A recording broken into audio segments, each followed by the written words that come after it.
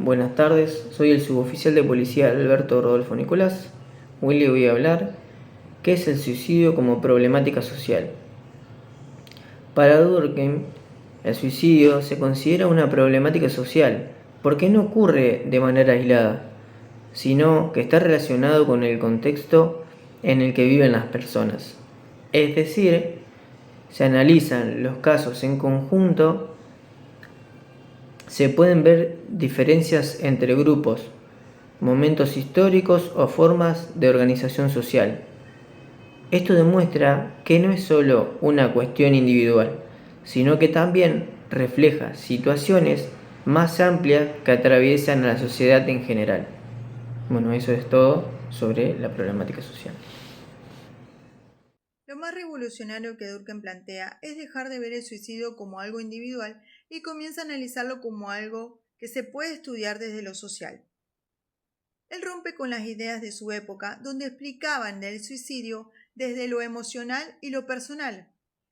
Y él demuestra que existen patrones que se repiten dentro de distintos grupos de la sociedad. Lo innovador era que él utilizaba datos, estadística y comparaciones para demostrar que no era un hecho aislado, sino que respondía a ciertas condiciones sociales. En pocas palabras, su enfoque fue revolucionario, ya que un hecho como el suicidio, que se consideraba privado, él lo convirtió en un objeto de estudio científico dentro de la sociología.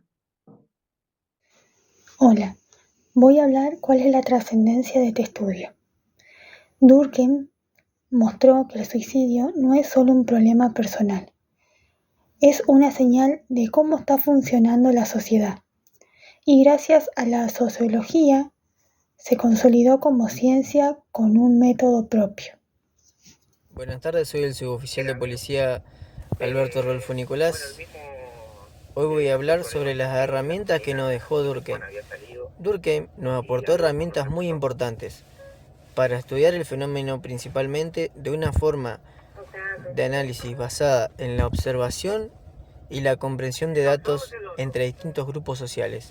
Además, introdujo la idea de analizar y la realidad social de manera objetiva, buscando regularidades y no quedándose solo con casos individuales. Gracias a esto, permitió entender que los fenómenos sociales pueden estudiarse con un enfoque científico y ordenado. Eso es todo.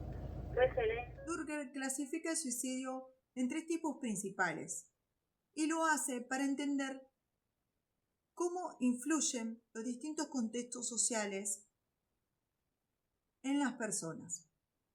Estos tres son el suicidio egoísta, el suicidio altruista y el suicidio anónimo. Cada uno de ellos representa una forma distinta en que la relación entre el individuo y la sociedad pueden afectar su comportamiento.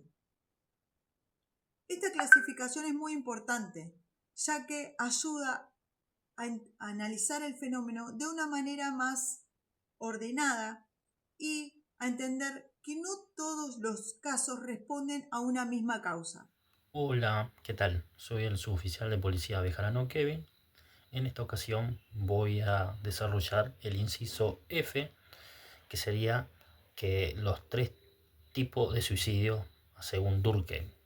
Bueno, tenemos el primer tipo de suicidio, que es el suicidio egoísta. Este tipo de suicidio dice que se produce cuando la persona se siente desconectada, no ve ningún propósito en la vida y se siente sin lugar en el mundo.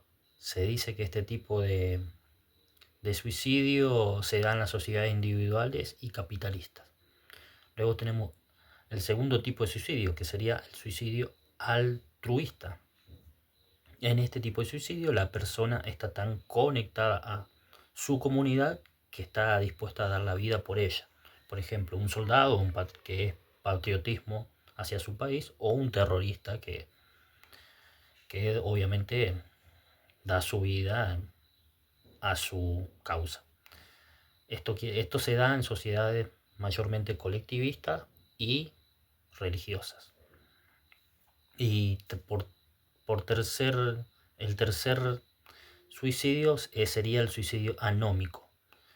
Este tipo se produce cuando la persona no sabe cómo actuar o no sabe qué hacer ante una situación determinada. Bueno, ahora voy a desarrollar el inciso G, que dice que el autor se refiere cuando se menciona sobre la influencia de la sociedad, porque él dice que creía que la sociedad influye en el suicidio. Es decir, que mientras una persona se sienta conectada a su comunidad, hay menos probabilidades de que se suicidara. La sociedad proporciona una conexión y propósito en la vida. Y cuando la conexión se rompe por aislamiento o cualquier otro motivo, la gente ya no tiene nada por qué vivir, o sea, ya no tiene propósito. Según los estudios realizados por el filósofo Durkheim, la sociedad tiene gran influencia en las personas y en su manera de conectar con el mundo, recayendo esta influencia sobre el suicidio. Se dice que cuando mayor es la conexión del individuo con la comunidad, menor es el riesgo de que considere suicidarse. Esto se debe a que la sociedad proporciona cierto sentido de conexión y propósito de vida, en donde el ser humano cree que pertenece a algo mucho más grande que él y por lo tanto tiene motivos para vivir. Ahora bien, el problema se presenta cuando esta conexión se quiebra, ya sea por falta de normativas, por aislamiento o por cualquier otro motivo, haciendo que el individuo sienta que ya no tiene por qué vivir, perdiendo vitalidad y sentido de pertenencia. Esta problemática está afectando a gran parte del mundo, por lo que ya no se la considera un hecho individual, sino que se trata de un fenómeno social causado por desajustes en dos fuerzas fundamentales. Por un lado se encuentra la integración y por el otro la regulación. Cuando hablamos de fallas en la integración social, hacemos referencia a cuando los vínculos que mantienen unido al individuo con la comunidad se debilitan, dejando a la persona sin guía moral o normativa clara y llevándolos a un estado de desesperación.